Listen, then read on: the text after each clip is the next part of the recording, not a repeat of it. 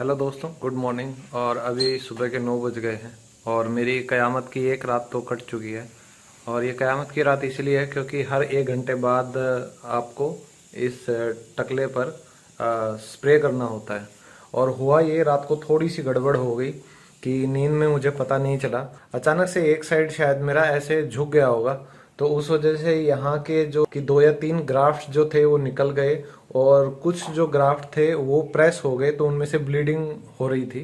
और इस तरफ आप देख भी सकते हैं कि सूजन ज्यादा इस तरफ हो गई है, क्योंकि मैं भी नींदों में अब इंसान कितना कंट्रोल करेगा। और मैम भी रात को जब भी टाइम मिल रहा था मेरे टकले पर आके पानी छिड़क रही थी। और इस टकले को जैसे पौधों को पानी देते हैं वैसे ही इसको पानी देना पड़ता है। वाटरिंग करते रहो इन जड़ों को, ताकि ये धीरे धीरे अपना जो जड़ें हैं वो अच्छे से जमा लें ग्राफ्ट्स अपनी, और हरी भरी हमारी खेती हो और हम अच्छी सी फसल इस पर उगा के लहलाते हुए, जो बाल हैं लहलाते हुए हमारे खेत हम देख पाए। और सच कहूं तो ये 2 या 3 दिन तो ऐसे गुजरेंगे बिल्कुल शुरुआत के, कि जैसे एक एक सेकंड निकालना आपके लिए थोड़ा सा डिफिकल्ट होता है। क्योंकि इस टाइम पे आप एक तो गर्दन को ज्यादा नीचे झुका नहीं सकते सिर को, और गर्दन को आप ज्यादा मतलब मूवमेंट नहीं कर सकते, क्योंकि मेरे पीछे जो ये पूरा सा बंधा हुआ है पट्टा, और आप देखेंगे तो यहाँ बिल्कुल इस पट्टे के बराबर में आपको रेड कलर का दिखाई देगा। तो हो सकता है जो पोर्स ओपन है डोनर एरिया के, वहां से हल्की हल्की ब्लीडिंग हो रही हो। रात को भी कई बार महसूस हो रहा था कि कुछ निकल रहा है, कुछ डिफ्यूज हो रहा है। तो देखेंगे वो तो बाद में, अब जब पट्टा ही नहीं खोलना तो हमें क्या पता कुछ हो रहा है या नहीं हो रहा। ये मेरा फोरहेड देख सकते हैं आप, पूरा ऐसे बल्की हो चुका है सामने की तरफ से ऐसे बिल्कुल, और पूरा सूज चुका है ये। और बाकी लोगों को, कईयों को तो मैंने देखा था कि सेकंड और थर्ड डे उनको बहुत स्वेलिंग आ जाती है, तो कंपैरेटिवली उन सभी के मेरे को तो कम स्वेलिंग है। तो पता नहीं है पॉजिटिव है नेगेटिव, ये तो टाइम आने वाला वक्त बताएगा। जब मेरी फसल पूरी तैयार हो जाएगी तभी मैं कुछ कहने के पोजीशन में हो पाऊंगा। लेकिन इस जर्नी में आप सभी का साथ, आप सभी का विश्वास और मेरे बालों का विकास आपके हाथ में है, दुआ करते रहिए। तो दोस्तों, वैसे तो टीवी देखने को मना कर रखा है, लेकिन ये जो यूक्रेन का संकट इतना ज़्यादा बढ़ा हुआ है पूरी दुनिया पे, तो कहीं ना कहीं पता नहीं, मैं भी बहुत कंसर्न हूँ इस चीज़ को लेकर। और एज ए ह्यूमन होना भी चाहिए, क्योंकि अगर बात यहाँ से एस्केलेट होती है यानी आगे बढ़ती है, तो हो सकता है कि हर इंसान के लिए जो भी इस धरती पे मौजूद है कुछ संकट पैदा हो सकता है। तो वैसे मैं अभी टीवी बंद कर दिया, क्योंकि देखते देखते मुझे अचानक से थोड़ा सा इमोशनल मैं हो गया हूँ। वो इसलिए कि जो ये हालत मैं देख रहा हूँ यहाँ पे डिफरेंट न्यूज़ चैनल्स पर, तो इतने छोटे छोटे बच्चे मैंने अभी देखे और रो रहे हैं, बिलख रहे हैं, ठीक है। और रशिया के भी जैसे 10,000 के आसपास सैनिक मारे गए, यार पीछे उनके भी तो बच्चे रो रहे होंगे। तो मुझे सच में समझ नहीं आता, लड़ाई हो कुछ भी हो, ये किसी जो हिंसा हम कहते हैं ना, ये किसी बात का सोल्यूशन कभी भी नहीं निकाल सकती, ठीक है। चाहे वो नेगेटिव साइड से हो या पॉजिटिव साइड से कर रहे हो। और मैं एज ए टीचर हमेशा मेरे स्टूडेंट्स को यही कहता हूँ कि सबसे पहले एक अच्छे इंसान बनो, उसके बाद आप सक्सेसफुल के बारे में सोचो, ठीक है। रोटी कपड़ा मकान ये सब चीज़ें लाइफ में धीरे धीरे अर्ली स्टेज पर या थोड़े लेटर स्टेज पर आपको मिल जाएंगी, लेकिन जो इंसानियत है वो कभी भी नहीं मिल पाएगी। अलग से देख सकते हैं कि ये जो मेरा इस साइड का जो हिस्सा है, इस कान के आसपास, यहाँ पे स्वेलिंग बहुत ज़्यादा हो गई है। तो हो सकता है कि जो फ्लूइड होता है ना सिर में, जो इंजेक्ट करते हैं, वो धीरे धीरे आपकी स्वेलिंग आकर और पूरा वो उतरता है। तो वही स्वेलिंग मुझे लग रहा है इस तरफ ज़्यादा हो गई है, क्योंकि मेरा हेड सोते वक्त रात को ज़्यादा इस साइड पे टिल्टेड था। तो हालांकि बहुत ज़्यादा नुकसान तो नहीं हुआ है, बट लेकिन आप देख सकते हैं ब्लड स्पॉट्स भी आपको दिख रहे होंगे।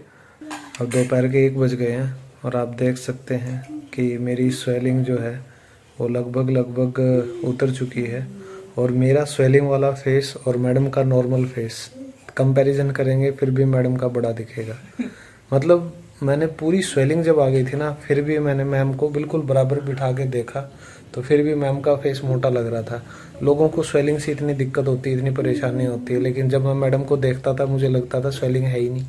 तो ये पॉजिटिव एस्पेक्ट है घर पे ऐसे खाते पीते बच्चे का होना। और देखिए इतनी मैम तंदुरुस्त कैसे हैं, मुझे कई लोग पूछते हैं। तो आप देख सकते हैं, देखिए पूरी फ्रूट सैलेड का भर के, ये तीसरी प्लेट है शायद आपकी, थर्ड प्लेट है आपकी। और मेरे लिए भी बहुत अच्छा सा मैम ने पूरा फ्रूट सैलेड तैयार किया है, क्योंकि हाई न्यूट्रिएंट डाइट मुझे चाहिए। तो अभी इसको थोड़ा सा खा लेते हैं, फिर 2 बजे मैं अपना ये जो पूरा टकला है इसको मैं वॉश करूँगा। और आज ये पट्टी जो है ये मैम उतारेगी। तो मैम आप मेरी पट्टी उतारेंगी और मैडम ऐसे करेगी, एकदम ऐसे पकड़ के एकदम खींच लेगी चढ़ चढ़। हेलो दोस्तों, फाइनली टकला सलाम दोबारा से। और ये देखिए मेरी पीछे की पट्टी उतर गई है और ये पट्टी मैम ने उतारी है। मैडम कैसा एक्सपीरियंस रहा आपका? बहुत बुरा। क्या हुआ? डर गई मैं, वो चिपकी हुई थी बहुत बुरी तरीके से। अच्छा। ब्लड सा ऐसे। हमें आधा पौना घंटा लग गया ना कम से कम उतारने में। बस हालत खराब हो गई। और ये देखिए मैंने सोफ्रोमाइसिन लगवा ली है उतारने के बाद। तो शायद आप लोगों को अब पीछे का ज़्यादा ना दिखाई दे, लेकिन ये सारा डोनर एरिया है। और एक मेरे को अच्छी बात ये लगी है इनकी, जस्ट अभी जैसे पट्टी उतारते हैं ना तब पता चलता है कि कभी आपकी बिल्कुल ना इसको बोलते हैं बैक, तो यहाँ से बिल्कुल नीचे से लेयर ली जाती है बालों की, और उससे साफ पता चल जाता है कि भाई हाँ इस बंदे ने ट्रांसप्लांट करवाया हुआ है। लेकिन जहां मैंने ट्रांसप्लांट करवाया वहां से क्या हुआ है कि उन्होंने अलग अलग जगह से बाल लिए हैं और इतनी खूबसूरती से लिए हैं कि मतलब बाल पूरे आने के बाद पता भी नहीं चलेगा कि भाई इस बंदे ने यहाँ से मतलब बाल निकलवा के और सामने लगवाए हैं। तो यानी जो आपका नेचुरल लुक है पीछे का वो सारा मेंटेन रहता है। तो ये बात मुझे सच में बड़ी अच्छी लगी है इनकी।